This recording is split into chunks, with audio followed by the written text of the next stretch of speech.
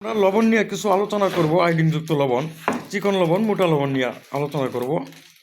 যারা যারা আমাদের এই লবণ নিয়ে বিজনেস করেন বা বাড়িতে লবণটা ইউজ করে থাকেন 12 মাসি, এটা নিয়ে কিছু আলোচনা দেব। আপু, আপনাদের লবণের নাম কি? সালমা। সালমা। এই এটা কতদিন ধরে আপনারা এই ব্যবহার করেন বা কতদিন ধরে সেল দিচ্ছেন কোম্পানি? সারা জীবন তো ইউজ করে আসতেছি। এখানে এই সালমা লবণ চাকরি করতেছি হচ্ছে 12 মাস। এই সালমা কি আপনাদের ইন্ডাস্ট্রি একটা গ্রুপ নাকি? হ্যাঁ হ্যাঁ।